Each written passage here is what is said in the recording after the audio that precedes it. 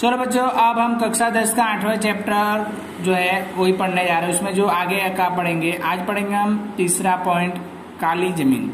काली जमीन के बारे में आपने सुना ही होगा, जिसके अंदर काली अथवा उसको रेंगून जमीन के नाम से भी जाना जाता है। भारत में इसका कम से कम 15% क्षेत्रफल का फैला हुआ है। इस जमीन का उद्भव दक्कन के लावा के बिछने से हुआ, मतलब लावा जो निकलती है उसमें से बिछने से। ये जमीन अधिकतर महाराष्ट्र, पश्चिम मध्य प्रदेश, आंध्र प्रदेश, कर्नाटक आदि राज्यों में क्या देखने को मिलती है। गुजरात, सूरत, भरूच, डांग, तापी, वडोदरा जिले में भी ये जमीन अधिक प्रकार की देखने को मिलती है। इसको क्या होता है, लावा के चट्टानों से जलवायु की भूमि मुख्य होती है, मतलब इसके लावा निकलने का इसकी जो जलवायु मुख्य मानी जाती है। इसमें लोहा, चूना, calcium, potassium, aluminium, magnesium carbonate आदि मात्रा में मिलते हैं, मतलब दिखाई देते हैं। ये उपजाऊपन का अच्छा माना जाता है, मतलब बहुत उपजाऊपन होती है। इसके अंदर जमीन में नमी, मतलब पानी की मात्रा अधिक होती है और इसमें नमी सूख रखती है, मतलब अंदर पानी के दबा कर रखती है। दरार एवं भंग बन जाता है, मतलब इस प्रकार का जो आपको चित्र में दिखता है, पानी जब सूखने के बाद ये फट जाती है।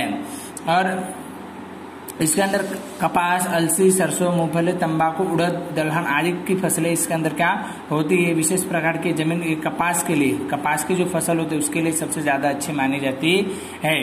चौथे नंबर पे देखें तो लेटेराइट एवं पड़खाव जमीन। लेटेराइट पड़खाव जमीन, इस जमीन का नाम लेटिन भाषा के शब्द लेटर अथवा तो इट पर से पड़ा हुआ है। इसका लाल रंग लोहा ऑक्साइड से कारण होता है, मतलब इसका क्या लाल रंग होती है जमीन, क्या जमीन भीगने पर मक्खन की तरह मुलायम हो जाती है, मतलब भीगने से क्या मक्खन की तरह, मतलब क्या लिच्छी हो जाती है, मतलब आपने ज्यादा फिसल जाए ऐसा हो जाता है। सूखे बड़ी कड़ी बन जाती है। सूखी एवं नमी युक्त जलवायु के परिवर्तन और सिल्कमाय अथवा तो निवाणी का निर्माण हुआ है। भारतीय कल्पद्वीप में पठारी प्रदेश ऊंचे भागों में विकसित हो, मतलब ऊंची जगहों पे दिखाई देने वाला है। इसके अंदर क्या होता है, मुख्य रूप से लोह तत्व, लोहे की मात्रा, पोटेशियम, एल्यूमिनियम आदि अधिक मात्रा में मिलती है। जमीन कम उपजाऊ होती है, इसकी जमीन क्या कम उपजाऊ, जिसमें कपास, धान, रागिन, गन्ना, चाय, कॉफी, काजू आदि की फसलें क्या इसमें उगाई जाती है।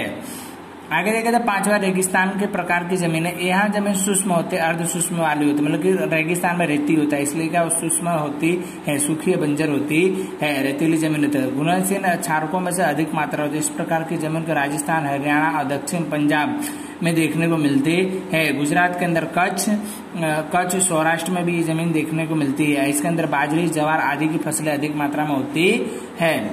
आगे देखें तो पर्वतीय जमीन के अंदर तो जमीन के हिमालय की घाटियों में ढलानी क्षेत्रों में दिखती है, जिसमें 2700 मीटर से लेकर के 3000 मीटर तक की ऊंचाई पर पाई जाती है।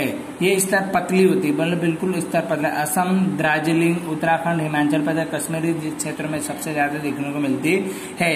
इस जमीन पे देवदार, चीड़ एवं पाइन जैसे वृक्ष, मतलब ऐसे पेड़ यहाँ पे दिखाई देते हैं। आगे देखें तो सातवें नंबर जंगल प्रकार की जमीन है। इस प्रकार की जमीनें हिमालय के सुसमुद्र वन, मतलब 3000 मीटर से लेकर 31,000 मीटर तक की ऊंचाई के बीच समुद्र है। पूर्व घाटी एवं मध्य हिमालय के तराइयों में देखने को मतलब कि हिमाचल कश्मीर साइड में सबसे ज्यादा क्या देखने को मिलती है। आगे देखें तो यहाँ आसाम वृक्ष के घिर हुए पत्ते भी भू स्तर पर ढक रहित होते, मतलब कि जब वृक्ष धरती पे गिर जाते तो ढक जाते बिल्कुल।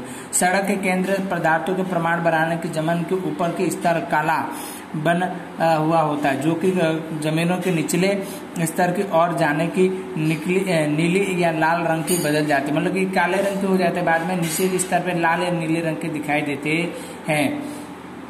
यहाँ पर चाय, कॉफी, गरम मसालों के आदि का खेती होती है, जिसमें गेहूं, मक्का, ज्वार, धान आदि की फसलें भी की जाती है। अत्यधिक मात्रा में क्या होते हैं। आगे देखें तो आठवां दलदलिया पीठ प्रकार की जमीन। दलदल आप जानते हो जहाँ कीचड़ होती है उसको दलदली प्रकार की। इसमें क्या नमी की मात्रा, पानी की मात्रा अधिक होती है। वर्षा ऋतु में जमीन पानी से डूब जाते हैं और पानी के उतरने के कारण धान की खेती होती है। इसमें क्षार भी बहुत होता है।